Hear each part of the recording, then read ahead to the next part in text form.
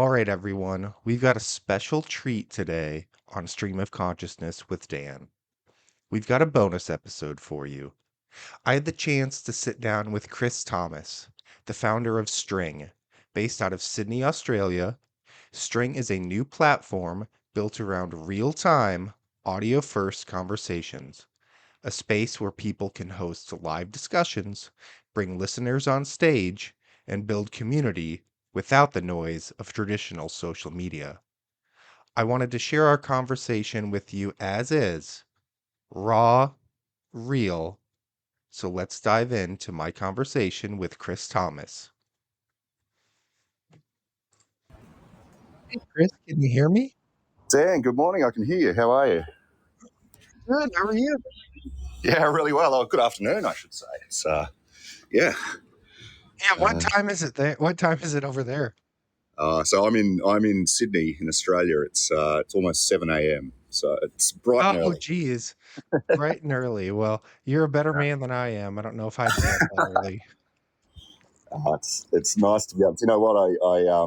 I come down to the beach and get a coffee and go for a walk and just start my day that way. So it's actually good Well, timing. oh, well, that's good. Well, I'm super pumped to just talk to you in general. Yeah. Um, I love what you're doing. I just kind of wanted to really ask where you're at with the process in this platform, just so I can kind of Yeah. get a feel for, yeah, where you're at. Yeah, so it's pretty brand new, to be honest. It's something that it's part of a platform and a project that I've been working on for a while. But this is really the first sort of feature where we can get podcast hosts to talk to their listeners and have that live interaction piece. And so that's really you're an early adopter and you're one of the first users of it, and that's pretty exciting from our side. And yeah, that's kind of where we're at. Yeah, well, that's awesome. And I'm very new myself to the podcast world. I've probably been Yeah. doing this for maybe 2 months. Yep. I listened to So, a couple of your episodes. One with the guy who was a DJ, and the other one who was the pastor, the priest. oh yeah, that one was really, yeah, those were really good episodes. Yeah, they were. I thought they were great. Well, I'm glad. I'm super glad you enjoyed them because I do work very hard on them. So, yeah, so I was super pumped to just kind of be a bridge builder, if you will, for your Yeah. project and to help it grow because it's a really neat concept and I think really it would be super powerful, like just for cross collaboration for sure. Yeah. Yeah. And I think I talk about this a bit, but the podcasts are really powerful. They've been able to open up that channel for a lot of people to be involved in them. But unless you're doing sort of a live stream, you're missing that sort of real time interaction that you can have with your Mm. audience. And the problem with doing live streams is that I don't know if you've tried those, and they can work really well as well, but a lot of the time you'll start it up and you'll get one or two people join, and then you'll get another person say later, oh, I was going to join and then I missed it and I didn't. So they're actually kind of hard to coordinate large parts of your audience base at the same time, which is why we thought the push notification on the phone was sort of such a powerful thing, because people who are, you don't have to schedule it in advance, and if people are available and they're able to talk, and they don't necessarily have to be in front of a microphone and a computer and everything, because it just sort of works through the phone. Mhm. It can be a lot easier to get your listeners. But the one thing I was going to say is, like, you have to bring your audience, right? Like, Yep, um, absolutely. it's not like a random chat feature where you'll just find people to talk to. It's actually your audience, and it's just a tool that can help you talk to them. So Well, no, that's great. I'm just super excited about it because I've really, again, not viral by any sense of the imagination. Like if I can get 90 downloads a day, that's incredible for me. It sounds yeah, really lame, but no, that's a good number, especially when you and it builds, right? Like these things grow. So But no, so I actually, it's really funny that I'm talking to you because you're down there in Australia. That was my terrible Australian accent. Uh, I don't know if you follow the UFC at all. Do you follow the UFC? not closely, a little bit, yeah. Oh, but there's a fighter based out of oh gosh darn it. It's a guy called Will Pope. I believe he fights out of Melbourne. Right. Okay. And Yeah. he's gonna hopefully be on the podcast here in the coming weeks. But no, I'm just super excited to, yeah, like I said, just learn more about what I can do to support this and what you can do to support me, because like I said, I think it'll be a great relationship. And I plugged, I believe, in my last episode that will release next Monday, kind of the link to the string. So we'll see kind of how that works. Yeah. So I don't know if you've played around on the dashboard that much, but there's a link you can set up for yourself, which will point people straight to your show. And I mean, they have to download the app, but it if you haven't customized it, it'll be based on your show title, which looking at is quite long. So, but you can edit that and change that link. And but I mean, people can just download the app and search for your show as well. So, yeah, however you want to point them in that way is fine. And you probably won't be able to get to those settings while we're doing a recording session, so you can have a look at that afterwards. But yeah, I think where you're going with it is spot on. You know, if you point your listeners towards it, and if some of them download it and follow the show, then you can talk to them in a future episode, and it can either be like something you do at the end, or you can do a whole episode for it. And because it's all pre-recorded, it's pretty low risk, right? Like if you don't get anyone following, and you don't get anyone that you have a good conversation with, you don't have to include it. So Oh, right. it's kind Yeah, of all up to you. absolutely. Yeah. And that's what I really have enjoyed about podcasting in general, is when I'm having these conversations with people, sometimes you hit it off and you have really good rapport and you really don't need to do a lot of editing, but sometimes maybe you don't hit it off as well, and the conversation gets a little stagnant. But I always have the power to edit those things out to make it Yeah. seem like we we're a little better than we were, if that makes sense. It's all better in post-production, right? Yeah, and I'm still very raw at it. And so I guess since I just have you on the line, and it's only like 7 a.m. over there, so your day's just getting started. I've got all the time in the world. I don't know how much time you have. I've got a little bit of time. I've probably got another 10 or 15 minutes, if that's Yeah, okay. so if you could just talk about your, just kind of how and why you started it, or did you have a podcast, or what kind of just sparked the idea? Yeah, sure. So I've been in and around podcasting actually for about 20 years, which sounds crazy because in my mind, podcasts haven't been around that long, but evidently they have. So I've sort of got a background in radio and in media, and I'm more in sort of the business side of those things now. But I've previously had sort of radio shows and podcasts and things along those lines.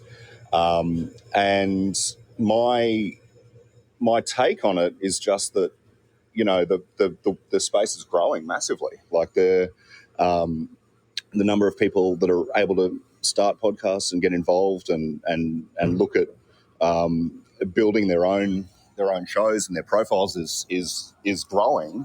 And so it's more about like, what can we bring to that space and what can we help people with? And so that was where this idea came from, that if podcasts are going to be the dominant form of audio, then we absolutely need to bring back that live interaction element, which is what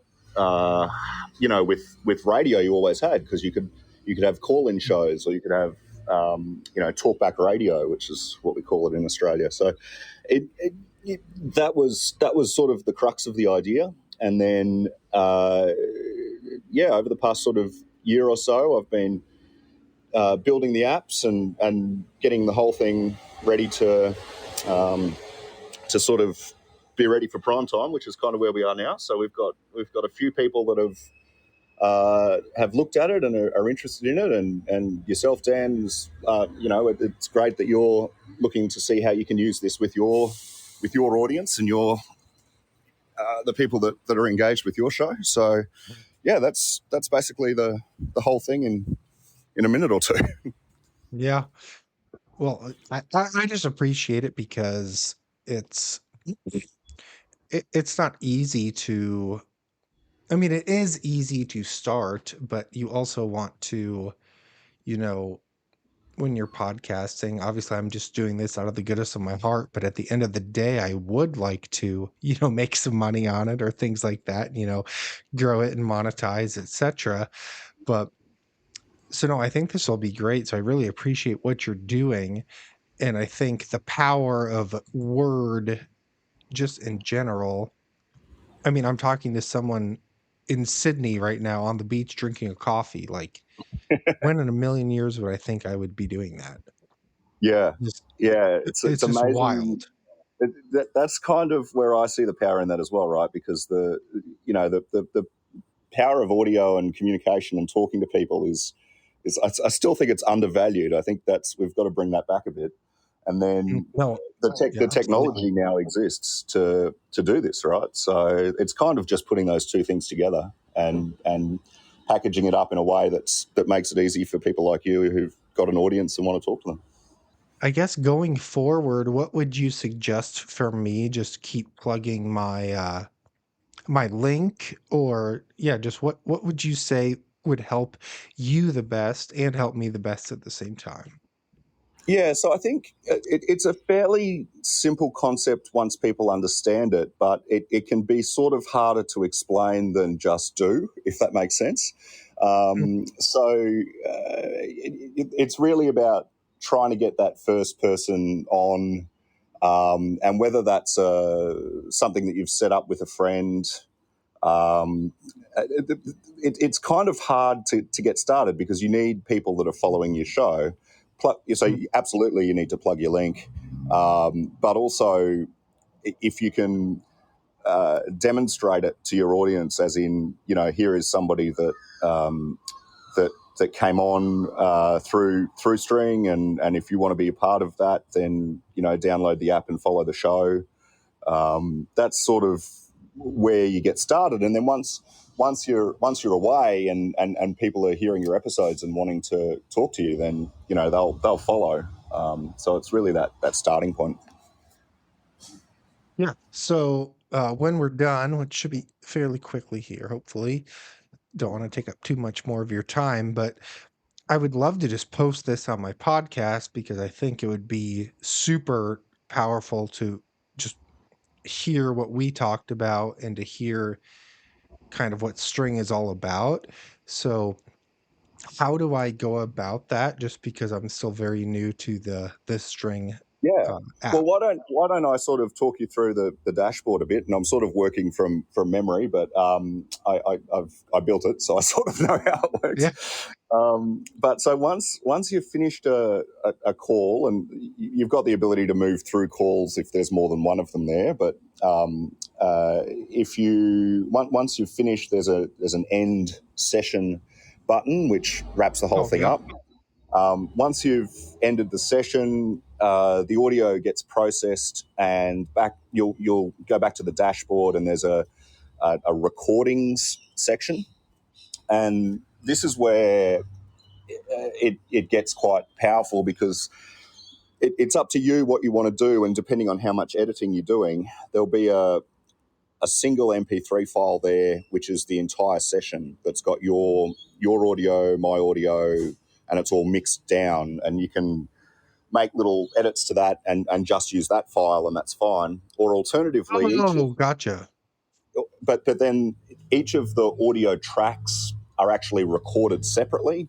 So there'll be different wave files, which is sort of the high quality format, Mhm. and your audio will be there my audio will be there, and you can edit them individually. So if you find that you need to do some post-production or volume or limiting or just editing to mine separately to yours, you're able to do that. You can pull all of those into an audio editor, like Pro Tools or Audacity or whatever you're using.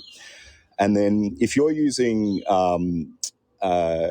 like Riverside or StreamYard or something like that, you can actually keep using that while you're using String, and your audio and any of your guests that aren't sort of listeners coming in through String can be captured in Riverside, and then you can actually take the String audio files, and they're the same length, and you can upload them into Riverside, and it should all just come in together, so that it's kind of designed to just be used alongside however you're currently using. Like tell me a bit. I'm sort of curious about your setup, how you're doing your show, because there's a couple of different ways you can do it.